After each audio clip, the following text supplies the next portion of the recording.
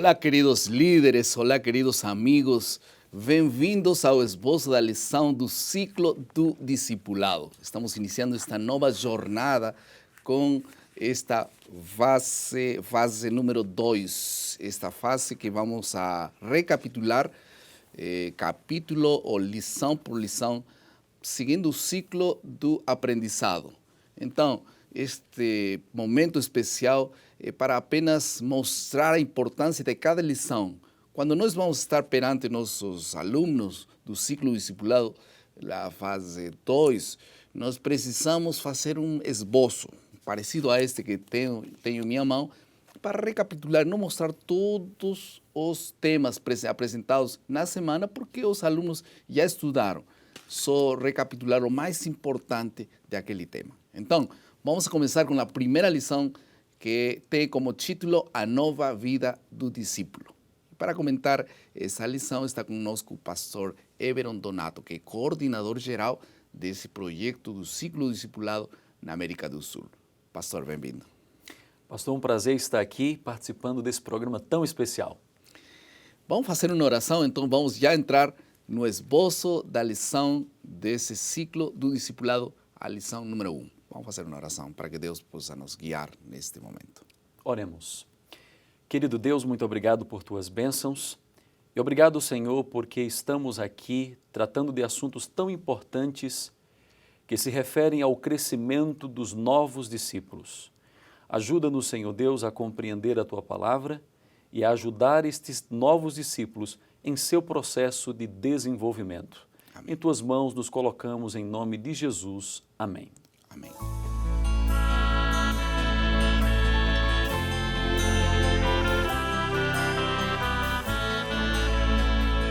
Um dos dias mais emocionantes da minha vida foi, sem dúvida, o nascimento de nosso primeiro filho. Foi uma sensação muito especial. Tínhamos preparado a casa com tudo novo, todos estávamos muito emocionados. Ainda lembro sua chegada à casa, seu primeiro banho, às vezes ficamos vendo seu rosto por longo tempo.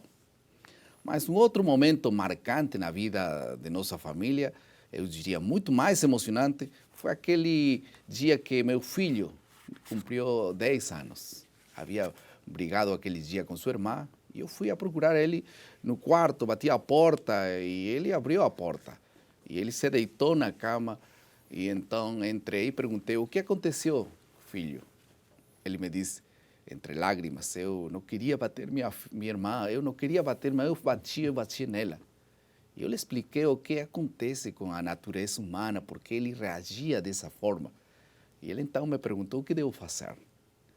E eu falei para ele: você tem que nascer de novo.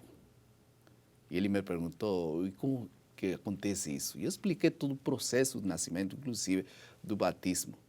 Depois de algum tempo de preparo, num batismo da primavera, batizei o meu filho quando ele estava apenas com 10 anos. Quando saiu da água, ele me disse: pai, agora sou uma nova criatura. Eu abracei ele e eu disse para ele: você é uma nova criatura. O foco da lição desta semana é descobrir o que a Bíblia fala sobre a vida nova, como ela começa, como é esse processo de desenvolvimento. Vamos passar à segunda parte do nosso esboço, que é a compreensão.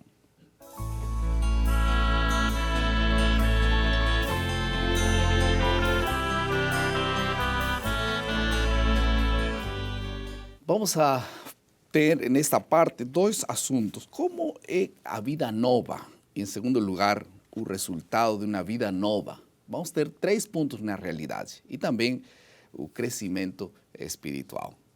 A primeira parte, então, como se dá início a uma vida nova? Estamos falando da vida espiritual, né? Uhum. É interessante essa pergunta, pastor, porque como eu posso ter uma vida nova já sendo um adulto? É possível nascer de cabelos brancos? Esta foi a pergunta que Nicodemos fez ao Senhor Jesus, lá no livro de João, no capítulo 3, verso 5. A Bíblia faz uma declaração que Nicodemos, este mestre da lei, ele se aproximou de Jesus e ele perguntou: Senhor, o que eu posso fazer para herdar a vida eterna, né? Para entrar no céu? E Jesus respondeu a ele. Jesus lhe respondeu dizendo assim: João 3,5, em verdade te digo, quem não nascer da água e do Espírito não pode entrar no reino de Deus. Então, Jesus estava dizendo, Nicodemos, você tem que nascer de cabelos brancos já.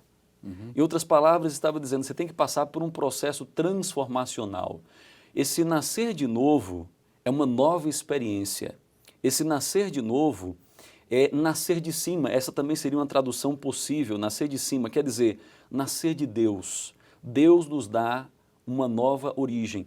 Veja, comentando sobre esse novo nascimento, Ellen White diz o seguinte, no livro Desejar Todas as Nações, pastor, página 172, ela diz assim, a vida cristã não consiste ou não é uma alteração nem melhoramento da antiga, mas é uma transformação da natureza.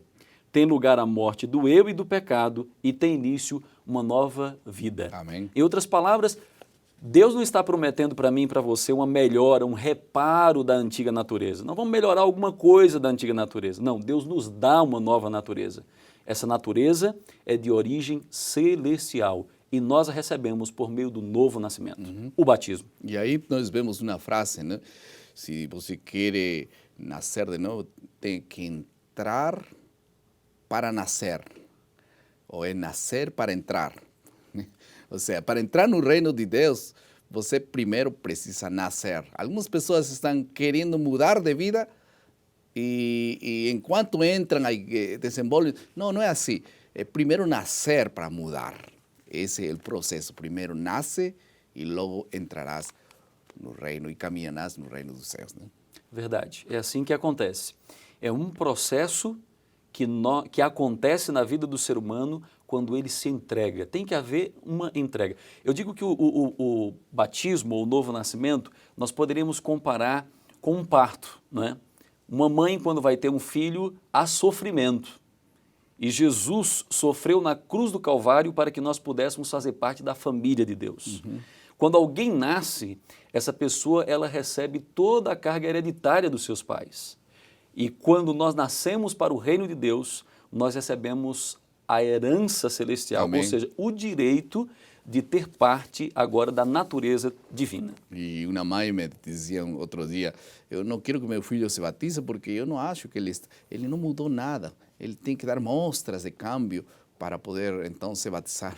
Eu dizia, as mudanças, as mostras de câmbio verdadeiras só vão acontecer depois do nascimento. Agora, em relação ao resultado de uma vida nova, o que é transformado realmente na vida? Como que sucede essa transformação? Alguns não entendem, não compreendem como funciona essa mudança que Deus gera no coração do ser humano. Essa é uma pergunta recorrente. Que mudanças proporcionam aquele que realmente nasceu da água e do Espírito? Foi batizado, entregou de fato o coração a Deus. Bom, Colossenses 3, verso 5, nos ajuda a entender bem isso. O apóstolo Paulo, ele diz o seguinte, fazei, pois, morrer a vossa natureza terrena, prostituição, impureza, paixão, lasciva, desejo maligno e avareza, que é a idolatria. Por estas coisas é que vem a ira de Deus sobre os filhos da desobediência. Essas coisas, o apóstolo Paulo está dizendo aqui, elas perecem, elas morrem, porque essas coisas fazem parte da antiga vida. As paixões são mortificadas. Esse é o primeiro benefício da transformação. Deus nos dá o poder para viver uma vida santa. Por isso Paulo disse, já não vivo eu. Esse eu, essas paixões que está falando a Bíblia. Claro, exatamente. As minhas vontades já não têm mais. Mas Cristo vive em mim. Então, não são sentimentos meus apenas, são sentimentos de Deus instaurados no coração do ser humano, né? Exatamente. Agora, há um segundo benefício. Além dessas paixões serem mortificadas, porque Deus nos dá o poder de viver essa nova vida, Ele nos chama para ser seus sacerdotes. Em 1 de Pedro, no capítulo 2, o versículo 9, diz assim, olha que promessa linda para aqueles que nasceram de novo, para aqueles que foram chamados para o reino de Deus. 1 Pedro 2, 9 e 10. Vós, porém, sois raça eleita, sacerdócio real, nação santa, povo de propriedade exclusiva de Deus, a fim de proclamadas as virtudes daquele que vos chamou das trevas para a sua maravilhosa luz. Nós somos chamados, pastor, de sacerdotes. O sacerdote era alguém que era separado para uma função específica. Era alguém que foi chamado para representar a Deus diante do povo. Em outras palavras, Deus está dizendo, olha, eu chamei você também para ser separado do mundo. Você é meu sacerdote. Eu chamei você para viver uma vida santa Agora, diante de mim. porque a Bíblia diz que não peço que vocês saiam do mundo, mas nos livres do mundo. Há uma diferença por isso, né? Nós vamos permanecer no mundo. Claro. A diferença será, então, que nós não vamos ser partícipes desses pecados que o mundo pratica, porque Deus nos preserva para uma vida nova, né? É que Deus nos chama para sermos o sal da terra. Então, quando Deus nos chama para ser o sal, fique pensando nessa ilustração do sal. O sal, ele compartilha de suas propriedades com o alimento, mas ele não recebe as propriedades do alimento em si. Ele compartilha, ele se mistura. Agora, uma pessoa que recebe o coração novo, se batiza, aceita Jesus, Deus transforma a sua natureza, mas ele pode pecar, não pode pecar? Claro que pode pecar. Por quê? Porque o batismo é apenas o primeiro passo na jornada cristã rumo ao céu. Jesus falou em Mateus capítulo 7 que aquele que o aceita começa a trilhar um caminho estreito. E esse caminho estreito, ele é íngreme, ele tem dificuldades, obstáculos no meio do caminho. Você pode tropeçar, você pode cair, mas a grande bênção que o apóstolo Paulo fala no livro de Romanos é que o justo viverá pela fé, ele caminhará pela fé. Se ele cair, ele ainda pode buscar o recurso de Deus. Claro, mas também uma pessoa que não caminha, não vive no Espírito, também tem o recurso de aferrar-se a Deus. Então, ambos têm esse recurso. Agora, minha pergunta é, por que é que caem as pessoas que já foram batizadas? Será que eles precisam... Porque alguém falou, é importante se casar. Mas mais importante que se casar é manter-se casado, né? É importante o batismo, o início, mas é importante renovar o batismo todos os dias, a entrega, porque não é que o batismo de aquele dia já nos cura e nos previne de todos os pecados futuros, né? Essa entrega tem que ser diária. É óbvio que quando você toma a decisão do batismo, e talvez o professor que está nos assistindo agora tenha que trabalhar isso bem com o seu aluno, porque o aluno, ele tem aquela angústia, eu tomei a minha decisão, a decisão do batismo, e eu não quero mais pecar, eu não quero a velha vida, mas ele pode cair. Tem as tendências. Tem as tendências. Porque essas tendências só serão tiradas do corpo quando venha Jesus, né? Esse processo se chama santificação. Veja, justificação é o que Cristo fez em nós na cruz do Calvário. Eu aceito e ele me declara agora justo, eu sou justificado. Santificação é o que Cristo faz em mim, mas Ellen White diz que essa é a obra de uma vida inteira. E nessa obra de uma vida inteira, há fracassos, há dificuldades. O apóstolo Paulo disse, olha, o bem que eu quero fazer, esse eu não faço, e o mal que eu não quero fazer, esse eu faço. Mas há uma promessa, em 1 João capítulo 2, verso 1, o Senhor Jesus disse assim, filhinhos meus, essas coisas vos escrevo para que não pequeis. Todavia, se alguém pecar, temos um advogado junto ao Pai, Jesus Cristo, o justo. Agora, há a glorificação. A glorificação é o que Cristo fará em mim. Aí sim eu não vou mais pecar. E isso acontece na volta de Jesus. Por isso é necessário alimentar a natureza espiritual, né? Para que possa ser permanentemente a nossa natureza esteja viva, natureza espiritual, porque existe uma natureza pecaminosa que não vai sair, apenas vai ser adormecida, morta, mas pode ressuscitar se nós não vivemos no Espírito de Deus. Vamos a passar agora à nossa penúltima parte, que é a aplicação.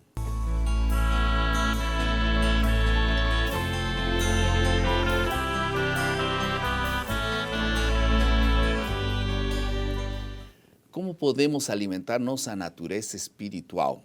Esse é um assunto fundamental. Se temos que aplicar uma coisa fundamental na lição deste tema, nós teríamos que falar exatamente de como alimentar essa natureza. Porque se nós não alimentamos essa natureza, então a natureza carnal vai fluir e vai tomar conta de nossas vidas. Nós podemos alimentar nossa natureza com o estudo diário da Bíblia, com uma oração e com um testemunho simples. Parece que todo mundo faz, mas essas coisas alimentam o espírito. Quando os pensamentos ruins vão tomando conta de nossa vida, você pode clamar a Deus em oração. Quando sua vida é escurecida por alguma doutrina errada, vai à Bíblia e Deus vai aclarar as coisas. Quando você se senta desanimado por alguma coisa, vai ajudar outras pessoas e você vai ser animado. Vejam como você pode ser fortalecido por 3 práticas simples: oração, estudo da Bíblia e testemunho. Deus te abençoe nessa aplicação para a tua vida. Vamos a passar à última parte de nosso esboço, que é a criatividade.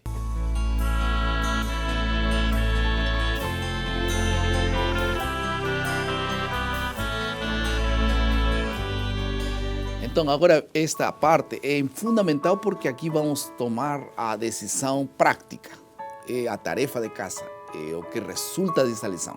Querido professor do ciclo do discipulado à fase 2, quero dizer para você, se nós não levamos as pessoas a tomar decisões concretas e claras, todo o estudo fica em uma teoria muito bonita. Assim que, no final do programa, esta parte é fundamental para todo mundo. Que decisões práticas vamos levar para o nosso dia a dia? Em primeiro lugar, vamos tomar a decisão de orar e renovar o nosso bautismo todos os dias, porque todas as pessoas já foram batizadas, você já foi batizado. Agora, como é que você precisa renovar todos os dias sua entrega? Senhor, hoje eu renovo minha entrega. Por isso diz Salmo 51, 10, diz: renova em mim um espírito recto cada dia. Isso é um trabalho que eu tenho que tomar a decisão de fazer. Em segundo lugar, temos que ler a Bíblia todos os dias. A lição de escola sabatina, a lição do ciclo. Vamos ler todos os dias. É um assunto que, se você deixa de alimentar um dia, você vai enfraquecer e você vai ser vítima dos ataques do diabo. Em terceiro lugar, vamos a partilhar a bênção da nova vida com os demais. Uma pessoa que está feliz com o que Deus fez com ele, vai compartilhar com outras pessoas. Mas essas decisões têm que ser tomadas escrevendo, orando, levantando a mão, ficando em pé, orando juntos.